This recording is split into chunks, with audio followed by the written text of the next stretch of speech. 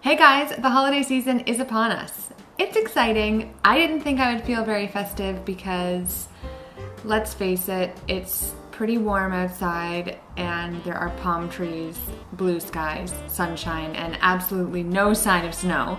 And I come from a colder climate, so I just didn't know what it would feel like to have Christmas in a more summer-like location. But luckily, I have Trader Joe's, because I came across this. I know it's empty, I know. This bark, it's Christmas bark, about a month ago. This is my third box. I meant to keep this box full so that I could show you what the bark actually looks like, but it's too good and I ate it all. This is my third box and we still have like 3 weeks until Christmas. So anyway, the bark is, let me just read it for you. Dark chocolate bark with layers of mini milk chocolate peanut butter cups, pretzels, a little bit of salty flavor in there, caramel popcorn or caramel popcorn, depending on where you're from, and crushed almonds. So I thought I would recreate this bark because not only is it delicious, but it's also really, really easy to make.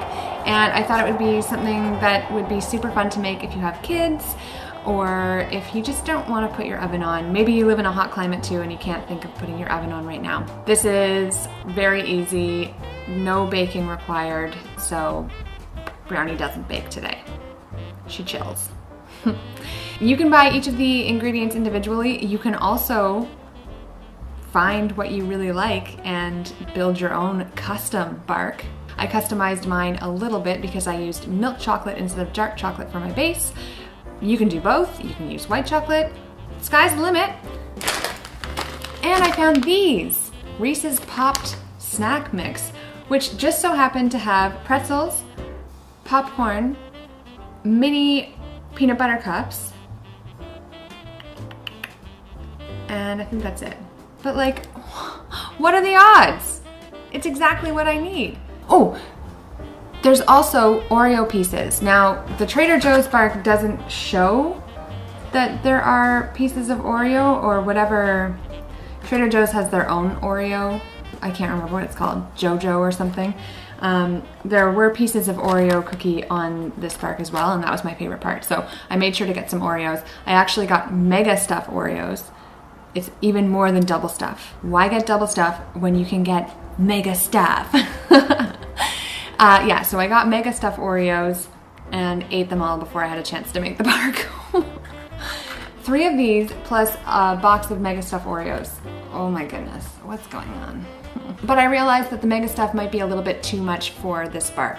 So I got a box of normal Oreos and I got another box of mega Oreos because they're so good.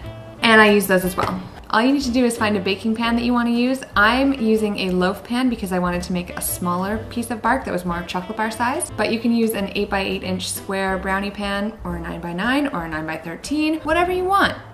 This is yours. Or it's somebody else's who's lucky enough to have you as a friend. And if you're using chocolate chips, which I highly recommend because they're super easy, just pour the chocolate chips into the bottom of the pan until the whole pan is covered. And I sort of like to make it 2 layers just so that you've got a nice thick layer of chocolate. That will ensure that you melt enough chocolate to fill the bottom of the pan. Put those chocolate chips into a microwave safe bowl and microwave them in 20-second increments until everything is melted. Line your baking sheet or baking pan, whatever you're using, with parchment paper so that you can easily remove the bark once it's chilled and set. And pour your melted chocolate into the bottom, spreading it evenly. Next, it's time to add your toppings. So this is where you get to customize it according to what you want. You can make a cool pattern, you can just sort of haphazardly drop them as I did. Either way, it's gonna look delicious. And once you're satisfied with the amount of mix-ins that you have, put the bark into the refrigerator for about 30 minutes. Check it after 30, it might need some more time.